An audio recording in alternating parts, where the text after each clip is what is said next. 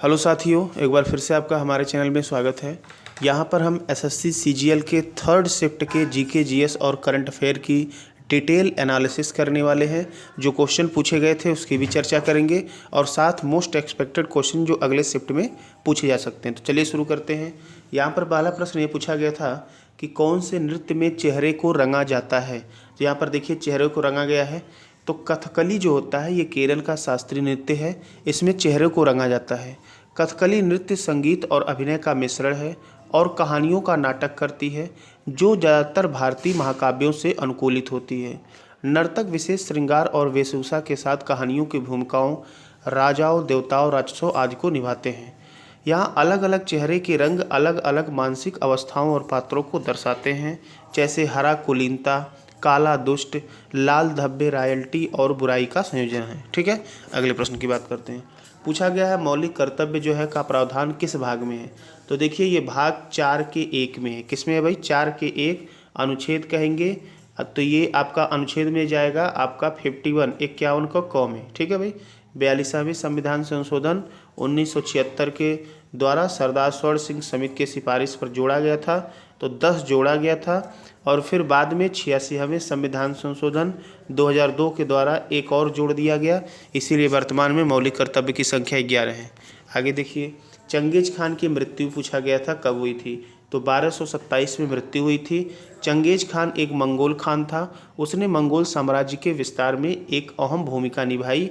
इतिहासकार मानते हैं कि चंगेज खान तेंगरी धर्म के भक्त थे। वह अपनी संगठन शक्ति, बर्बरता तथा साम्राज्य विस्तार के लिए प्रसिद्ध हुआ। ठीक है, चलिए आगे देखिए। अगला पूछा गया था कि पुष्कर सिंह धामी किस राज्य के मुख्यमंत्री हैं। तो ये भारत के एक राजनेता हैं, बीजेपी से हैं, जो उत्तराखंड के क्या हैं भाई? 12वें मुख्यमंत्री हैं।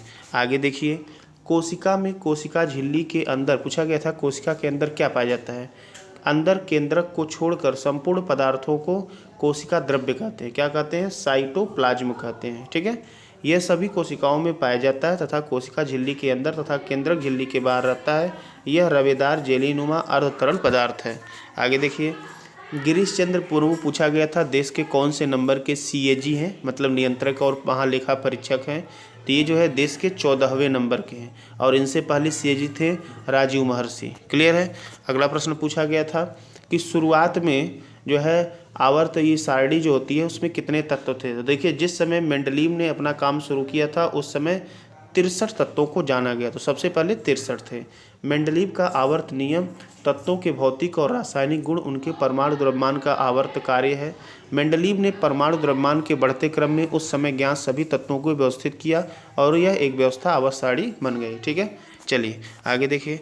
अगला पूछा गया था कि पहली बार लाल किले पर शहनाई कब बजाई गई थी। तो देखिए बदरुद्दीन तैयब जी को 11 अगस्त 1947 को देश के पहले प्रधानमंत्री जवाहरलाल नेहरू ने अपने 3 क्लाइव रोड शो, जिसको मोतीलाल नेहरू रोड कहते हैं, कि सरकारी आवास में बुलाया और निर्देश दिए कि जब प्रधानमंत्री लाल किले पर झंडा फहराएं तो उस्ताद बिस्मिल्लाह खां शहनाई बजाए थे 1947 में। कब बजाए थे भाई? 47 में। आगे देखिए, पूछा गया था कि राष्ट्रपति पर महाभियोग कैसे लगाया जाता है। अनुच्छेद 61, यह एक अर्ध न्यायिक प्रक्रिया है और राष्ट्रपति को केवल संविधान के उल्लंघन के आधार पर महाभियोग से हटाया जा सकता है और यह किसी भी सदन से शुरू हो सकता है। क्लियर है। ठीक है, इनको 14 दिन पहले नोटिस देना होता है, 2/3 बहुमत से पारित होगा। अगला प्रश्न पूछा गया था कि कोशिका झिल्ली का सबसे बाहरी आवरण क्या होता है। तो उसे कहते हैं, क्या कहते हैं भाई? प्लाज्म झिल्ली के रूप में भी जाना जाता है। क्या कहते हैं? प्लाज्म झिल्ली, जो लिपिड और प्रोटीन से बनी होती है। ठीक है, चलिए अगला। इतना ही प्रश्न जो है आपके पूछे गए थे, जो जानकारी मिले हैं। अब मिलते हैं चौथे शिफ्ट के साथ, तब तक के लिए धन्यवाद।